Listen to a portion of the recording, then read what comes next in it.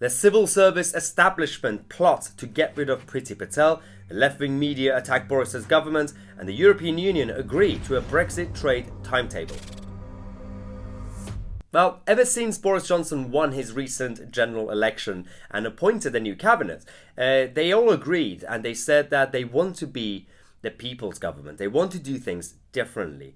And this obviously also included Boris actually saying that not everybody is going to be agreeing with all the policies. And that's, obvious.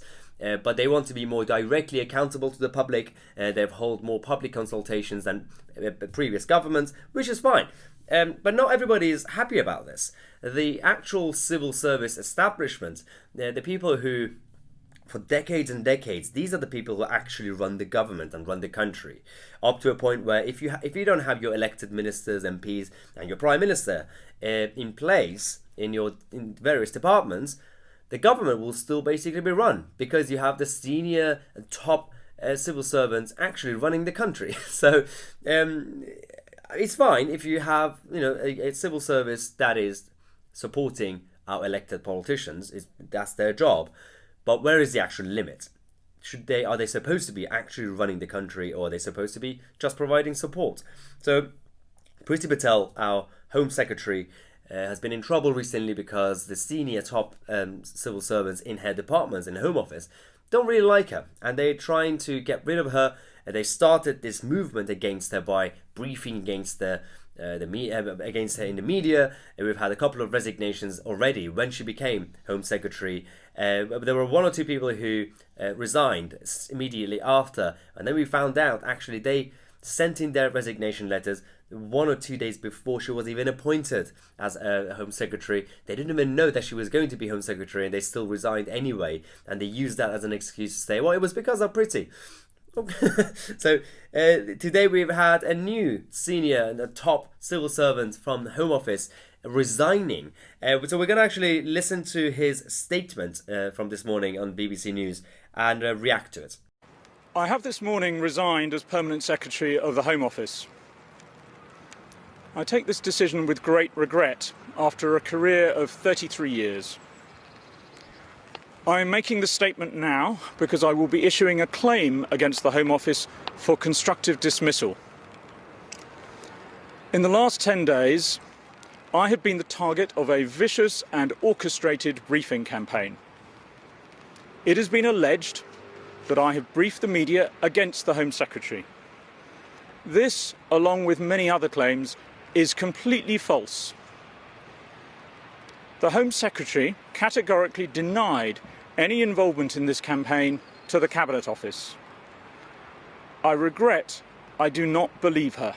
Wait, so let me get this straight. He says that the briefings against Priti Patel, he says he's denying that, and he's telling people to believe him because, he's saying, it's not me. At the same time, he says when Priti Patel denies the campaign against him and his friends, he says, well, no, don't believe Priti Patel. Just because she says so doesn't mean she's right.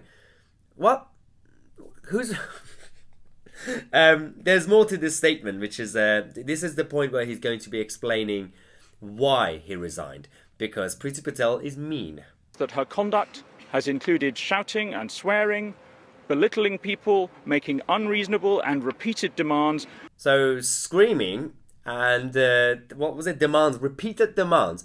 What does that tell you? Firstly, if your boss having demands and repeated demands, that basically means you're not doing your job, and we know why they're not doing their job. This is going on back for years and years, decades.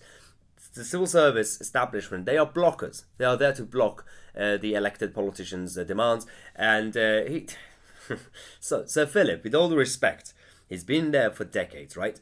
He's supposed to be a tough cookie. But he's not, apparently. These people, you're very, very spoiled with great upbringings and with a silver spoon in the palaces of Whitehall, and they say, "Oh no, my boss is really mean to me." We've always clarified. There's a line. There's the boundary between having a boss who is actually a bad boss and is quite actually harsh to people on a personal level and insults people. That's different to having a tough boss. And so from here, we've had the left-wing press basically targeting Priti Patel and Boris Johnson, the same people who've been targeting ordinary people and Brexiteers out there. Let's have a look at some of these, because we have our favourite paper, The Guardian. The Guardian's written an article saying, who is the real Priti Patel? Rude, dismissive and hostile, or friendly and self-deprecating? So this is written by Peter Walker. And there is in this piece, they point out the story when Priti Patel resigned as International Development Secretary, and some civil servants burst into, they started singing, "Ding Dong, the witch is dead." I mean, that just firstly shows their true face. These people are not supposed to be having any political opinion, but they've been going around, dancing around, celebrating that she resigned. And according to one civil servant who witnessed Priti Patel in her previous role, it said that her behaviour there was as bad as the stories say. So again, the briefing against Priti still continues, and it's always coming from the same type of people in the civil service. Now, I know Priti on a personal level, and I have dealt with her on a more professional level before, and she's absolutely a nice person. I don't agree with all her policies, especially some of the more authoritarian-leaning policies on a social level, but at the same time, she's brilliant to work with. She's a nice, one of the nicest people I know in Westminster. So this sort of behaviour that we are now seeing from the press, working with civil servants out there, is completely ridiculous. Yes, she could be a tough boss. I know a lot of other MPs who are quite tough when it comes to their employees.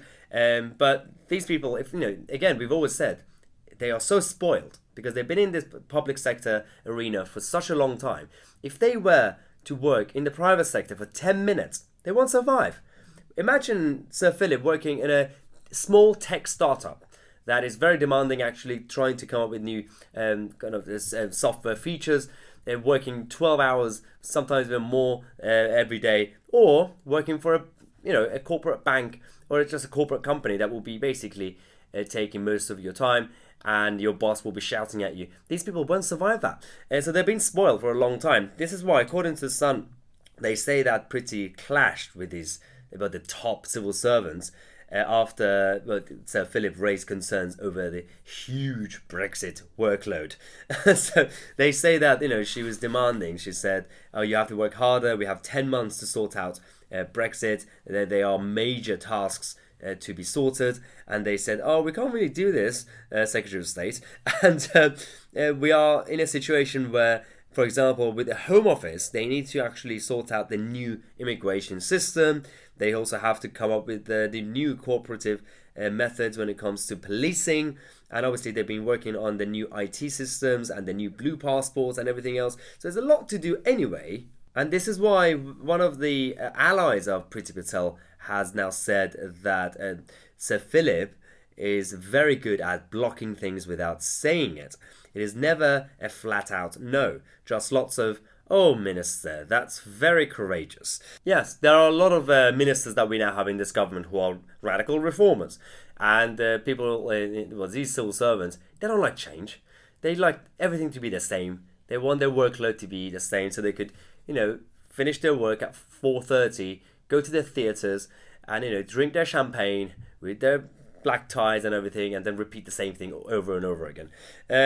Again, we have another beloved paper, left-wing paper, a New Statesman, attacking Dominic Cummings and this whole government, saying the civil service tension is exactly what Dominic Cummings and his allies want. The government believes that it cannot push through its agenda without removing certain senior civil servants. Technically, it's true, but at the same time, no one's actually kicking anyone out just randomly. And according to Alistair Heath in The Telegraph, our arrogant and overrated civil service must now face a political reckoning. And he's absolutely right. Well, because we have to ask this question: who is actually governing this country? Until now, we've had the unelected bureaucrats in Brussels and the European Union with the European Court of Justice, and now that we have Brexit, we want our elected politicians to actually be in charge, because if people are unhappy, we could hire and fire our politicians. We don't want the civil service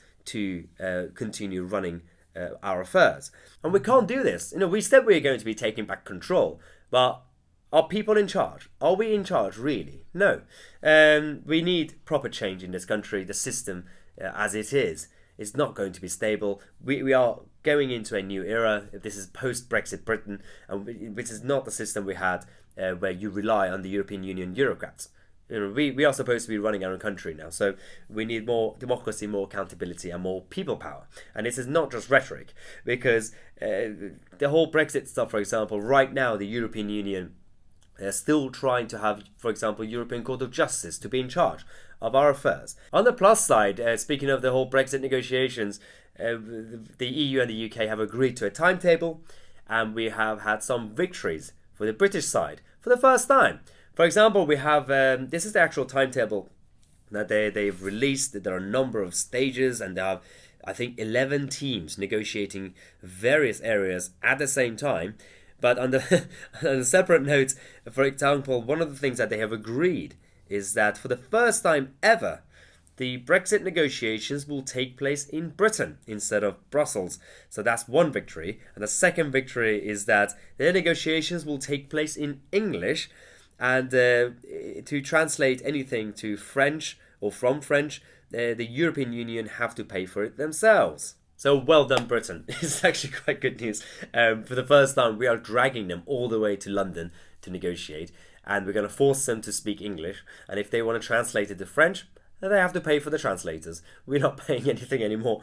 So this is kind of good news. And we have more updates for you in the next couple of days. On a separate note, I know that I've mentioned to you guys in the last couple of videos that we are starting our free speech nationwide tour. So we have some new updates. As you guys remember, we had our first massive event in London.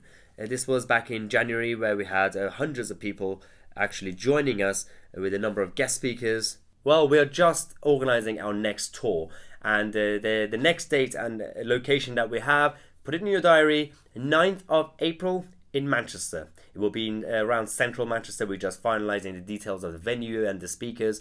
So we'll be on the 9th of April. It will be in Manchester. We'll have some guest speakers with us. We're going to have obviously a few hundred people joining us, get together and start our new pro-free speech movement, because Ofcom and the establishment are now coming after YouTube. Yay! So we're not giving up. We're going to fight back. And if you want to join us, you haven't joined us yet, make sure you subscribe to the channel and click on the bell next to it so you get notified. We have a daily show at 5:45 p.m. Make sure you check out our merchandise page. We have our new t-shirts. Free speech is free speech, obviously. And so make sure you check out that link. We have obviously various designs as well. If you want to follow me on social media, Twitter or Instagram, you can find the details on the screen down here. As always, I'm Tousi. I'll see you guys tomorrow with a new video.